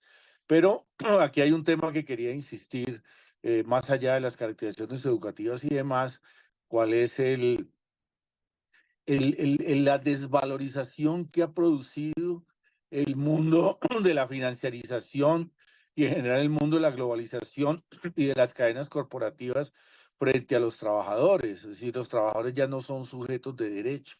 Los trabajadores son un factor económico más, es casi que una objetivización, una despersonalización del trabajador en el sentido de que puede enseñársele para que se acomode al universo del mercado laboral dado. Intenté presentar en la primera parte que es un mercado laboral desigual, asimétrico, uno para los países desarrollados y otro para los países subdesarrollados. Tú puedes por eso entonces, o tercer mundo, como les queramos llamar, tú puedes entonces hablar de formación para la economía informal, formación para vender en la calle cosas. Es decir, llega ya una caricaturización total de lo que en principio había sido incluso el propio concepto de empleabilidad. Pero quería insistir en ese factor. Es el hecho de que ha habido indiscutiblemente una derrota de los trabajadores a nivel internacional, sobre todo desde los años 80 con la consolidación del y demás, ya no los hace sujetos de derechos, sino factores de producción. Y por consiguiente, la formación tiene que ser para eso, para ser factores de producción. Yo recuerdo los debates en Sindecena en el año 2002, donde las competencias estaban asociadas a lo que las empresas les interesaba que fueran formadas, dado que era el mundo del trabajo donde iban a llegar o el mercado laboral donde iban a llegar. O sea, la simplificación absoluta de la formación laboral. Por consiguiente, esa desvalorización marca muchísimo el tipo de formación que ya no es para lo humano, que ya no es para la utopía, que ya no es en general para lo que se requiere, una versión histórica, crítica y demás, sino es simplemente para hacer funcional al mercado. Los modelos de competencia iniciales que ahora son pues de cualificaciones, los modelos de competencia iniciales obviamente tenían que ver con ese concepto, digamos, de trabajo barato. Y obviamente que ese factor tiene que ser controlado por resultados de trabajo, por resultados evaluatorios hacia ese mundo del trabajo. Luego la evaluación se convierte en un elemento fundamental y clave desde el poder político y desde los resultados de mercado. El Estado es funcional a las necesidades corporativas de mercado. El Estado establece estándares, esos estándares permiten ese tipo de formación pertinente, pero a su vez esa formación pertinente, ya se dijo, está estandarizada internacionalmente. En la Organización Mundial de Comercio, del año 98 apareció el servicio educativo como un gran negocio, Carlos, compañeras y compañeros.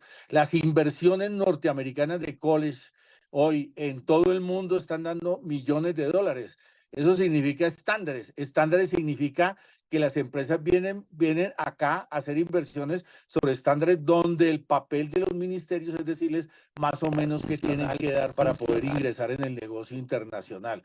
Luego, la estandarización es todavía una fase superior, digamos, de la despedagogización y terminará siendo transmisión simplemente educativa por la vía de software, incluso ahora pues con ChatGPT y con inteligencia artificial y demás. Es decir, cada vez hay una mayor deshumanización por efecto del concepto que tienen las élites transnacionales hoy del mundo del trabajo y de lo que son los trabajadores. Muchas gracias, profesor Daniel. Bueno, yo voy acá a tomar, pues haría varias preguntas de nuestros participantes en este evento online. Voy a intentar como juntar algunas de estas y es, o sea, si las cualificaciones en Colombia más o menos se pueden parar, si están dando este proceso, si se está resignificando, se está hablando de transformar esto de proyectos a ley. Pregunto para nuestros participantes de las distintas presentaciones, ¿qué puede hacer, digamos, la sociedad? ¿Qué puede hacer la comunidad académica de universidades, del SENA, etcétera, para, pues, contener esta arremetida?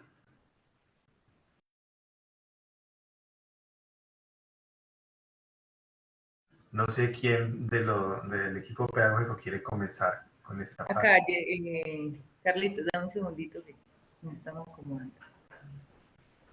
Bueno, Carlitos, nosotros creemos que ante esta arremetida lo que toca es resistir. Y la realización de este Facebook es precisamente llamar la atención desde los espacios que podemos, ¿sí? Hubiéramos querido que a este evento se hubieran conectado la mayoría de los servidores del SENA, en principio, ¿sí? Me cuentan aquí que normalmente pasa así, que después lo que se hace es un proceso de ¿cómo se llama? Ver el video. De ver el video internamente. Tenemos que resistir, tenemos que tomar la decisión de salir a pelear, seguir denunciando. Y yo creo que para el caso de los trabajadores y de los servidores de la educación, nos toca es que movilizarnos. Porque lo que hay detrás de todo esto es el desmonte de la enseñanza. Si nos atenemos a las definiciones que dice las mismas cartillas de la OCDE frente a lo de cualificaciones, es un proceso de evaluación. Y ni más ni menos que nos están desmontando la enseñanza y nos van a reemplazar todo eso por procesos de evaluación. Entonces, en ese sentido, ¿qué nos toca a los trabajadores del SENA, a toda la comunidad educativa? Es movilizarnos, no hay otra. ¿Sí? Y nos toca hacer esto que estamos haciendo y hacer resistencias en los espacios en que estemos. ¿Sí? Alguno de los participantes decía que para no quedarnos en la crítica. ¿Sí? Pero este tema, al igual que las que las competencias, compañeros, el esfuerzo que hace Sindecena por tratar de mostrar casi que con plastilina lo que está pasando es gigante. ¿Y cuál es la reacción de los trabajadores? Entonces lo repetimos una y otra vez, toca hacerlo. Y lo seguiremos haciendo, ¿sí? Lo vamos a hacer hasta que la gente comprenda que lo que está de por medio es el despojo del derecho a la educación. Así de sencillo. Ahora, nos toca que ganarnos aliados con todos los trabajadores del sector de la educación, pero también con los usuarios, con esa juventud a la que le está arrebatando ese derecho a la educación. Creemos que no hay otra vía. Es eso, seguir tocando puertas, hacer resistencia en los espacios donde podamos. Y compañeros, no hay otro, sino una movilización. Y pedir en todos los espacios en que estamos, en que los procesos que tengan que ver con cualificaciones se desmonten. En este gobierno hemos dicho, no tiene presentación que en un proceso, que en un gobierno progresista se le esté dando impulso a lo que venían los neoliberales que nos acaban de anteceder.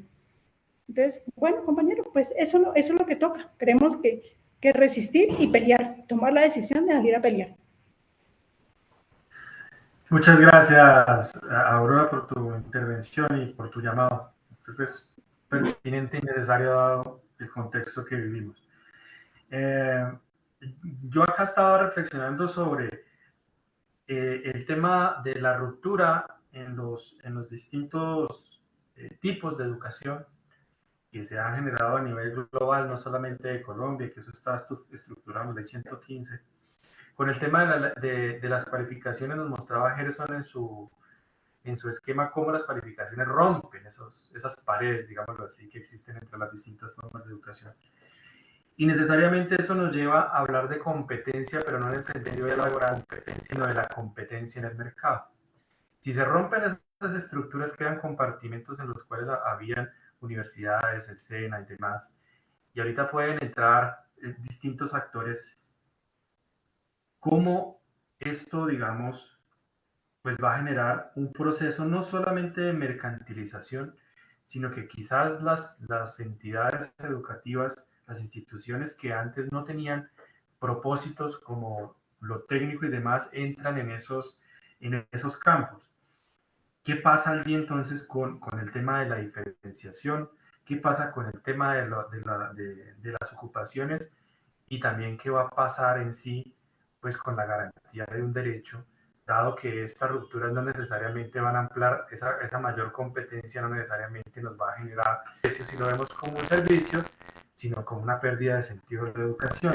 Si, no sé, profesor Daniel Libreros, Andrés o alguno o alguna de las participantes quiera reflexionar alrededor de este asunto.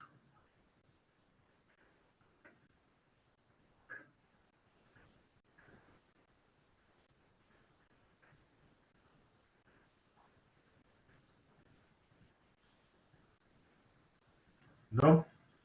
Bueno, espere, yo ahí Es mientras... que Edwin iba a hablar, ¿no?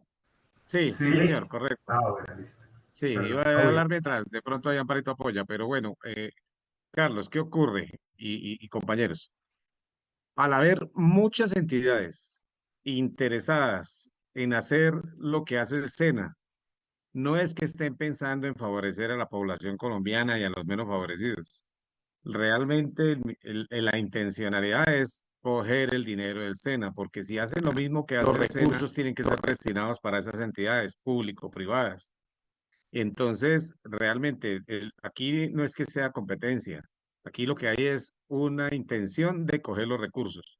Y como es obligación del Estado y van a haber entidades que hacen lo mismo del SENA, pues va a llegará un momento en que dice, ¿para qué yo sigo teniendo una entidad como el SENA si ya lo están haciendo otras entidades como la Universidad UIS, la Universidad Nacional, estas instituciones? Y entonces aquí el trasfondo real son los recursos. Aquí no es favorecer a la clase más o menos favorecida, y mucho menos aquí es favorecer a los mercaderes de la educación. Esa es la intencionalidad. Y prácticamente, como lo hemos mostrado en este proceso, seguiremos ampliando esa exclusión a toda la población que muchas veces no tienen cómo poder pues, continuar sus ciclos. Lo vemos hoy en día con la tercerización, entidades que ponen el logo del SENA, pero no es porque el SENA intervenga, sino porque el SENA le envía los recursos para ofrecer los programas. Es eso. Ok. Carlos, yo quisiera agregar algo a lo que dice el compañero Edwin que me parece muy interesante, y es que para la universidad, y preciso, recojo algo que decía Aurora y es la necesidad de estos diálogos, ¿no? La universidad pública junto con el SENA pensándonos estos procesos, porque es muy importante esta articulación. Hablo desde el punto de vista de la universidad y precisamente lo que ocurre hoy con lo que algunos denominan el fin de la universidad es que empiezan a aparecer un conjunto de instituciones a las cuales se les permite ofrecer lo que supuestamente las universidades ofrecen. Entonces hay una multiplicidad de oferentes, ¿cierto? Que nos llevan precisamente a entrar en una lógica de competencia, llevan a que la universidad pierda, digamos, el rasgo hegemónico que tenía en el marco de los sistemas de educación superior, en el marco de unas funciones misionales dadas históricamente. Entonces, aparece esa lógica y bueno, hoy por ejemplo lo vemos en el país, cualquier instituto puede hoy ofrecer doctorados, cualquier institución empieza a ofrecer carreras técnicas, tecnológicas, universitarias, etcétera. Hoy tenemos más de 300 instituciones de educación superior, la mayor parte de ellas, sí, 230 y pico, son privadas y una multiplicidad de instituciones allí que ofrecen educación. Entonces, como que hay una tendencia a que las instituciones que históricamente venían ofreciendo el derecho a la educación pierdan esa hegemonía y haya una multiplicidad de instituciones que la ofrecen. Pero esto va aunado, y yo creo que aquí el profe Libreros tiene mucho que decir, a que esto va acompañado por una lógica también de diversificación de la financiación. Es decir, donde al Estado se le va quitando la responsabilidad de esa financiación pública y empiezan a aparecer las formas de crédito educativo, por ejemplo, pero también en donde empiezan a aparecer distintas figuras, y lo señalaba muy bien Edwin, en donde el Estado financia, pero financia una suerte de tercerización de la educación con otros actores y con otras instituciones. Entonces, creo que va de la mano estos elementos que llevan a entender cómo esta reforma empieza a materializarse en la práctica, en la multiplicidad de instituciones educativas, pero también en la diversificación de formas de financiación que hoy se plantean al sistema.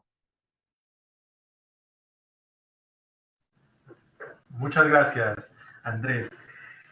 No sé ahí si le Quiero pico, comentar digamos, sobre como, eso, Carlos. sí, Carlos, dos minuticos. exactamente, ajá, los Carlos, Dani Libreros, lo iba a claro, citar precisamente. gracias, muy amable. Mira, tiene que ver en el terreno financiero.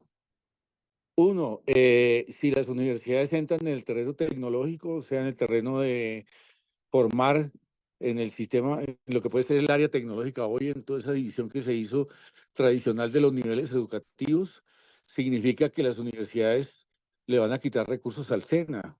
O sea que en la tercerización, la base de formación tecnológica entran a competir directamente con recursos del SENA. Puede haber una desfinanciación del SENA por esa vía. Y eso le va a servir fundamentalmente a la universidad privada.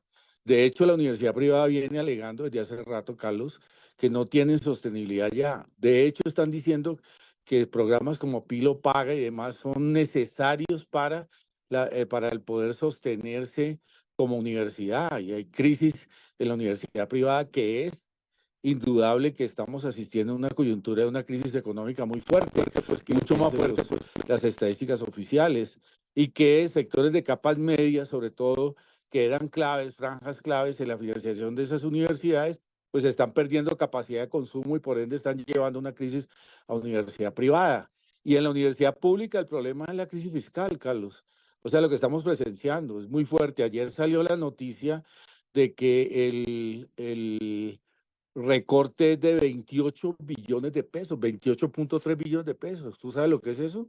Y particularmente dentro de eso, es decir, porque además tú sabes que eso está ligado a deuda pública, ¿no? El problema de la deuda pública, el problema de pago de deuda pública, tanto de deuda acumulada que viene en los 2 últimos años, perdón, de los últimos 4 años, sobre todo del gobierno de Duque, que tuvo un endeudamiento brutal de 5.600 millones de dólares, que no se ha clarificado para dónde fueron esos recursos. El mismo gobierno dice, no, es que se endeudaron, pero no hay una consecuencia para decir, bueno, si esa plata no entró efectivamente a lo que significaba la pandemia, la gente en la UCI, la miseria y demás, ¿por qué no hacemos una auditoría de eso? ¿Por qué no colocamos en el debate el tema de cuáles fueron los contratos y esos gastos para hacer por lo menos un debate en la opinión y no pagarlo incondicionalmente a los costos que eso está sufriendo por parte de la población? Pero te digo más, tú recortas 28.5 billones de pesos y eso obviamente que va a afectar totalmente la inversión del Estado y sobre todo el tema de los gastos de inversión que tú sabes que son los que de alguna manera generan riqueza o hacen parte de la generación de riqueza por parte del Estado. Mira este dato.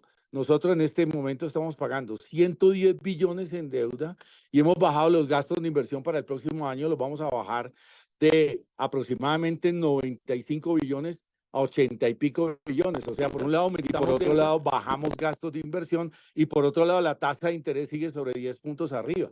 Es absolutamente insostenible, Carlos. O sea, o se le da una salida a ese corte o definitivamente hay quien quería rematar en el sector educativo.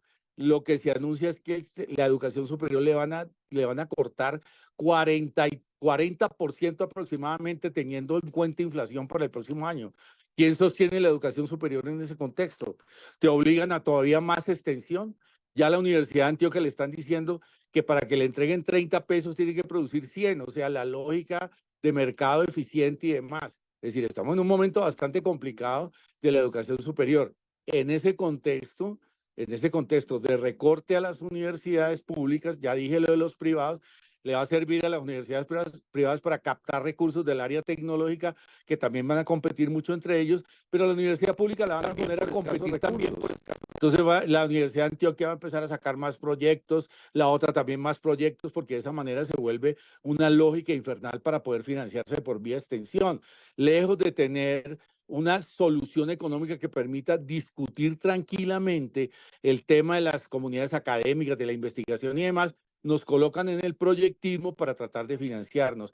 Creo que estos debates, y se lo digo pues al amigo Mora, debieran ser mucho más públicos hoy en la universidad y mucho más abiertos en la universidad, porque desafortunadamente estamos viviendo un endogenismo, tanto en los maestros, en FECO solo se preocupa por sus salarios, de resto no tiene una preocupación abierta sobre los problemas del país. Y en las universidades uno no ve tampoco un debate que debiera ser mucho más público, mucho más abierta, no solo por lo que está pasando en la universidad, sino en lo general lo que está afectando esto al conjunto de la población. Bueno, Carlos, me perdona si me pasé un minuto, pero era necesario ese debate. Muchas gracias, profesor Libreros. Bueno, aparte de todo esto, bueno, el SENA vincula ¿alguien? ¿Sí? Perdona, 3 minuticos que Aurorita va a hacer una para complementar, sí, por favor. No, Carlitos, yo oyendo a Daniel Libreros, yo digo que además de generarle el problema de competencia en la educación superior, también puede estar de fondo que si todos los oferentes de educación superior se meten en la lógica de meterse en las calificaciones y en oficios y ocupaciones, de fondo lo que nos están es despojando del derecho a la educación superior. Porque mañana van a decir que toda la población de educación superior es cierto, lo cual no es cierto. Una cosa es que te formen en oficios y en ocupaciones, que es lo propio que hacía el SENA como ente rector de esa subsistema de educación, y lo otro es que las instituciones de educación superior generan profesionales, disciplina. ¿Sí? Nosotros no tenemos por qué suplantarlos ni hacer figurar como que pasaran por educación superior los muchachos que forman en cursos de medio pelo. Eso es lo que va a pasar. Muchas gracias, Aurorita, por tu intervención, por complementar. Bueno, yo estaba diciendo que tal vez frente a todo el tema de lo compartimentado que se tiene en la educación y demás, y el llamado a la reflexión de ampliar los escenarios de debate, creo que esto tiene una arista mayor, una arista adicional, perdón, para un debate mayor que es el del mundo del trabajo, que aquí lo hemos tomado de manera tangencialmente. Si no hay trabajo, nos mostraba en el cuadro Aurora precisamente, en su presentación de Pablo Chena, hay usuarios. Si no hay ocupaciones, si no hay oficios, si no hay profesiones, pues no hay carreras, no hay programas, no tenemos, digamos, como tal, una firmeza sobre la educación. Y lo que está sucediendo con la inteligencia artificial hoy, y acá había una pregunta sobre el tema de la virtualización de la educación, que tal vez fue un antecedente muy reciente y principalmente que explotó con la pandemia, que tuvo implicaciones muy grandes sobre lo que ha sido la educación, nos lleva tal vez a que la más amplia sobre los recursos para financiar la educación y no hay gente defendiendo el trabajo como tal. ¿Qué tendríamos o qué debemos hacer para que desde la universidad, desde el espacio del SENA, ante todo lo que está sucediendo de transformaciones tecnológicas, se proteja el oficio, se proteja el trabajo y no se permita realmente la destrucción de puestos de trabajo y naturalizamos la destrucción de profesiones completas porque el algoritmo es más rápido y que nuestras propias instituciones? No sé si alguien quiere reflexionar al respecto, ya para ir cerrando nuestro evento. La actualización de la educación, que tal vez fue un antecedente muy reciente y principalmente...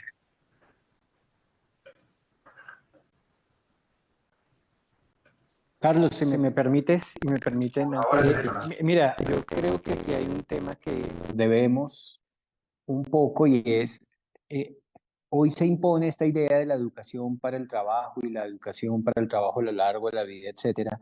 Y creo que lo que planteas es muy valioso. Yo creo que es muy importante volver a la discusión sobre qué es el trabajo, ¿sí? O sea, qué significa el trabajo.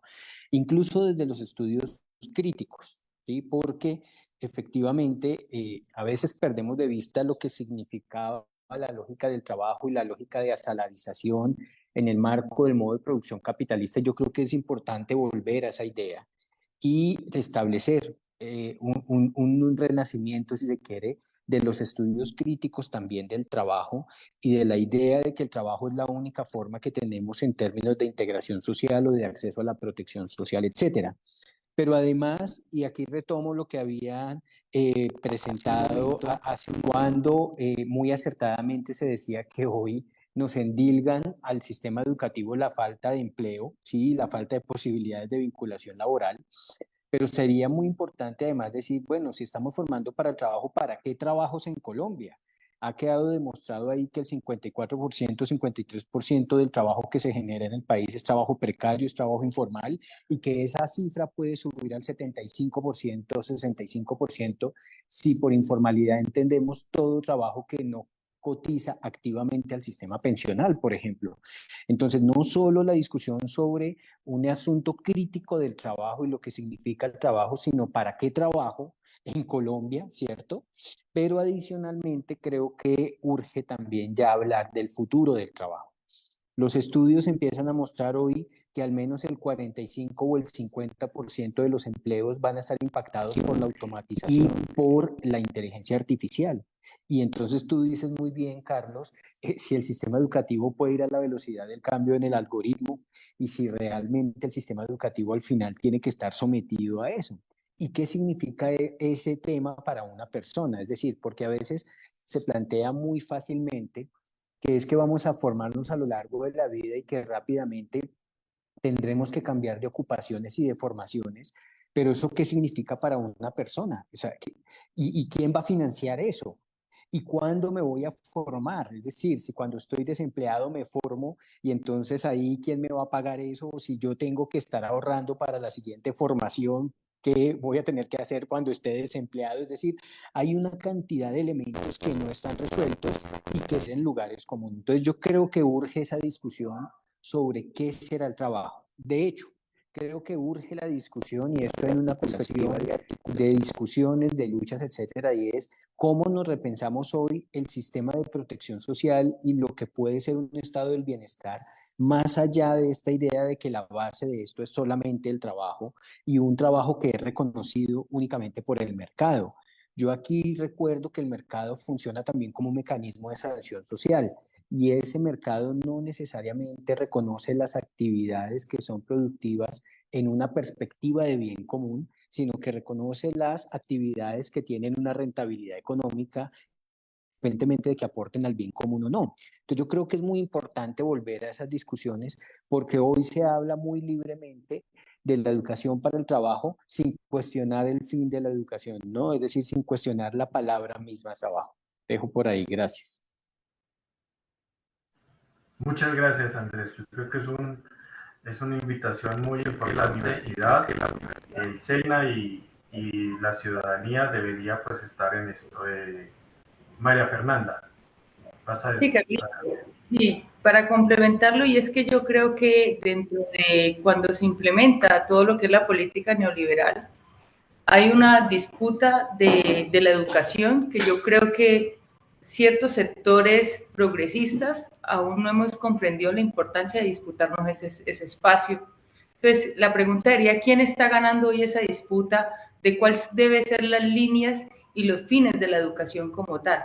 Entonces, yo creo que esa disputa como tal, ciertos sectores no han entendido la importancia de ganarse ese sector, de ganarse la educación y cuál debe ser el rol de la educación para formar ciudadanos, pero también para formar trabajadores pensantes, críticos, que puedan transformar una sociedad y una sociedad con diferencias como por ejemplo la de nosotros, de los países del tercer mundo.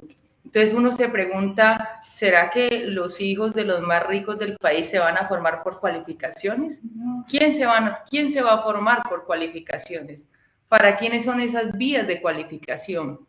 ¿Cómo se van a financiar? Como decía Andrés, si hacíamos el ejercicio con Diana y una ruta dura 10 años y con formación combinada, entonces, ¿quién la paga? ¿El trabajador entregando su mano de obra barata?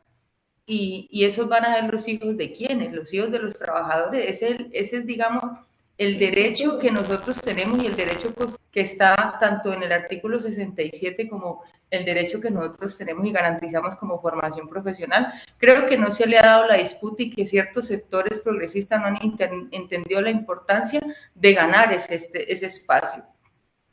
Lo otro es que, pues cuando uno mira, pues es también muy estandarizado, es una fórmula como tal, entonces ya viene diseñado, es el reduccionismo también, y si vamos a hablar del trabajo y nos miramos, yo decía, me miro nada más como trabajadora del SENA, ¿qué va a pasar con el instructor del SENA? O sea, porque el instructor, tanto el instructor como el profesor, pasa a ser completamente innecesario. Incluso cuando usted lee los decretos, usted encuentra que son tutores como tal. Y ahí entra otro papel. Y ese sería, ¿cuál es el papel que tiene el Ministerio del Trabajo frente a los trabajadores colombianos?